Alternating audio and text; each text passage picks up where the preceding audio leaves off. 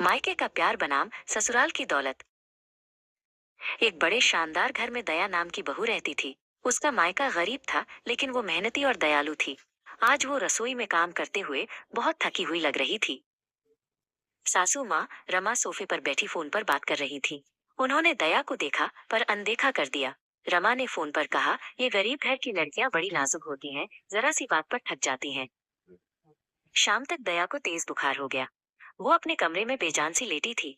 रमा जी आई, उन्होंने एक गोली दी और कहा, बस थोड़ी देर आराम कर लो, ज्यादा ड्रामा करने की जरूरत नहीं है। पति रोहन जब घर आए तो दया की हालत देखकर चिंतित हो गए। उन्होंने रमा जी से कहा, माँ, दया को कुछ दिन के लिए उसके मायके जाने दीजिए।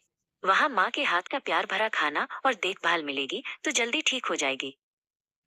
दया अपने छोटे से मायके पहुंची। माँ निर्मला ने दरवाजा खोलते ही अपनी बेटी की उदासी और कमजोरी भांप ली। उन्होंने तुरंत अपनी बेटी को गले लगा लिया और पूछा, क्या हुआ मेरी बच्ची, तू इतनी कमजोर क्यों लग रही है। निर्मला जी ने कोई महंगी दवा नहीं दी, लेकिन उन्होंने चूल्हे पर प्यार से खिचड़ी बनाई। वो उसे अपने हाथों से खिलाने बैठी, बार बार उसका माथा छूकर बुखार देखती रही। उनकी आंखों में केवल ममता थी। 2 दिन बाद रोहन ने फोन किया। दया ने आवाज में खुशी भरकर कहा, मैं बिल्कुल ठीक हूँ रोहन। यहाँ माँ की देखभाल में दवा की जरूरत ही नहीं पड़ी। उनका प्यार ही मेरी सबसे अच्छी दवा है। दूसरी तरफ रमा जी ने रोहन की बातें सुन ली।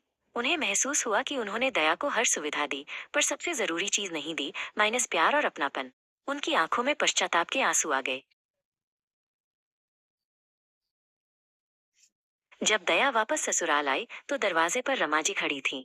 उन्होंने दया को गले लगाया और कहा, मुझे माफ कर दो बेटी, मैं तुम्हारी तकलीफ नहीं समझ पाई। उन्होंने अपने हाथों से दया के लिए अदरक की चाय बनाई।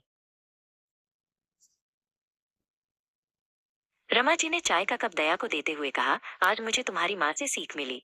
असली देखभाल जेब के पैसों से नहीं, बल्कि दिल की दौलत से की जाती है। अब वो घर खुशियों और ममता से भरा था।